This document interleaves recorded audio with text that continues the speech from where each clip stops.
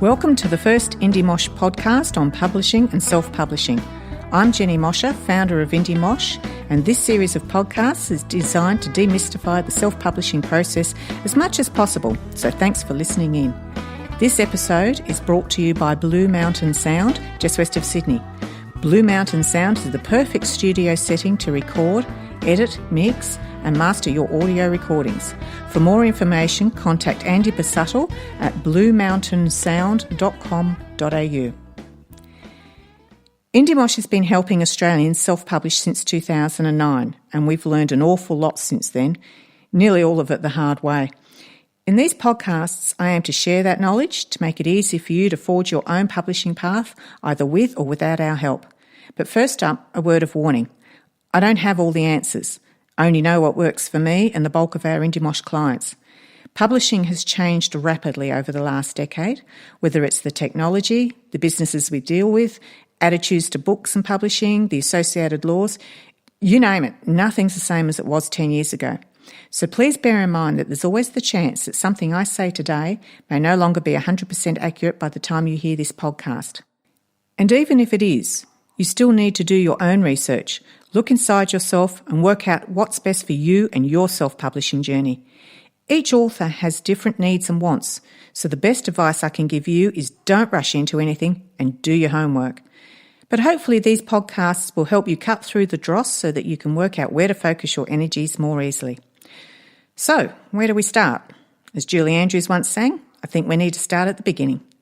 First of all, I often get asked, what's the difference between printing and publishing? That's an easy one. Printing is printing, whereas publishing is project management. A publisher, a self-publishing facilitator like IndieMosh, or a self-publishing author, will work through all the processes needed to achieve a finished book, whether it's a printed book or an e-book. These processes may or may not be timetabled, and they may or may not be completed in a logical order, but the end result will be the release of a book. And when that book becomes available to the public is when it is effectively published. Now, you'll often hear the phrase traditional publishing throughout these podcasts to differentiate traditional practices from self-publishing. So the next question is, what is traditional publishing and how is it different to self-publishing? In traditional publishing, you sell the rights to your book to a publishing company. In self-publishing, you retain the rights to your work. In traditional publishing, the publishing company then works with you, the writer, to bring the book up to a marketable standard. They'll get one of their editors to read it and advise you on what needs to be added, deleted or changed. This is structural editing. They'll raise ideas about how to develop and market the book. You'll massage and develop the text under the editor's guidance, and then the publishing company will get their copy editors, sometimes also known as line editors, to go through the text and spit and polish the spelling, the punctuation and the grammar. The graphic designer will create the cover and the layout artist, who used to be known as the typesetter in the old days, will create the files ready for print and then the proofreading takes place. In self-publishing, you're responsible for deciding how much work goes into your manuscript. It's up to you to recognise whether or not it needs editing and if so to engage an editor and listen to their feedback even if you reject it. In self-publishing, you engage the cover designer, the layout artist and the book formatter. You decide whether or not it should be proofread and if so, who does that task. In traditional publishing, a book is nearly always proofread. Once the proofreader's changes have been checked and taken up, the publisher sends the files to a printer to print the first run. By this stage, the publisher will have a distributor organised to collect the books from the printer and start placing them in the appropriate bookshops. And while all this is happening, the publishing company's marketing department will be working up a marketing program for your book.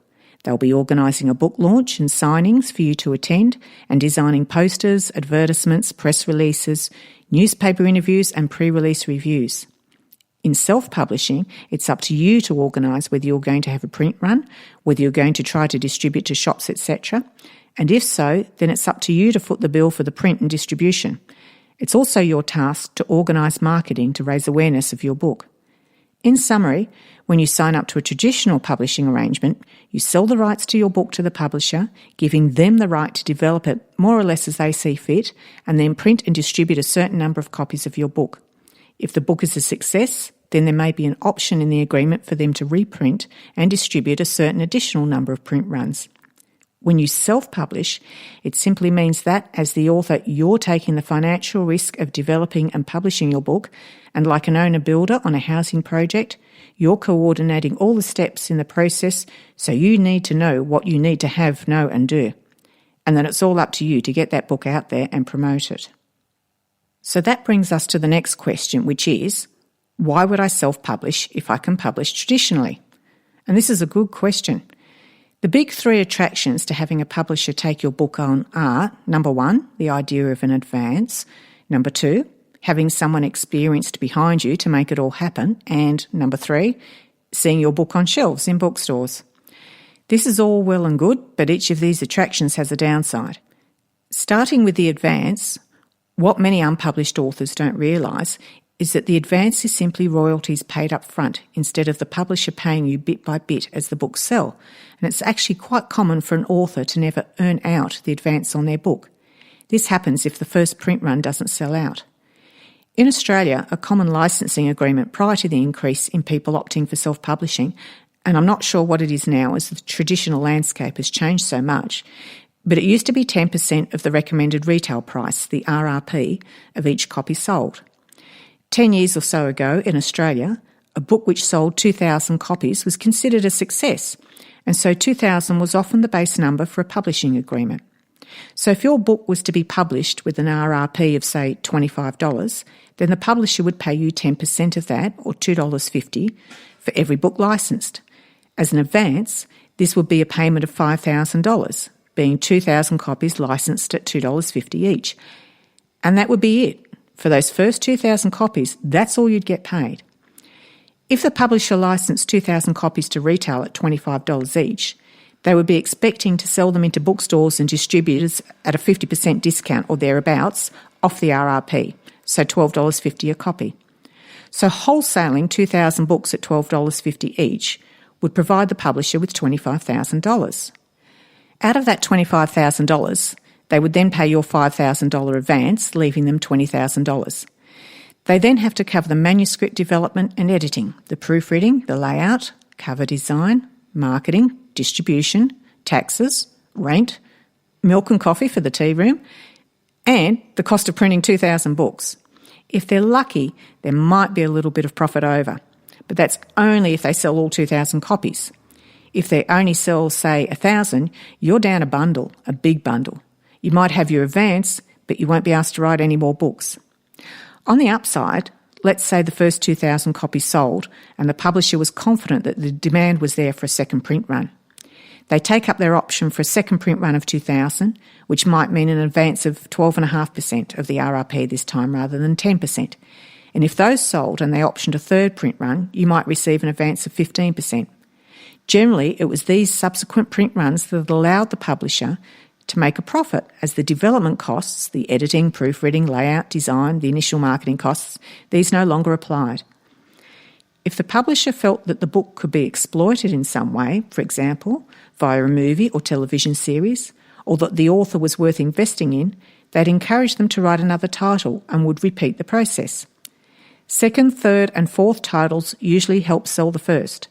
The more books an author has out there, the more likely they are to be found, to be discovered by readers, and then all their books will be snapped up. I can remember Dan Brown's The Da Vinci Code being passed around our family.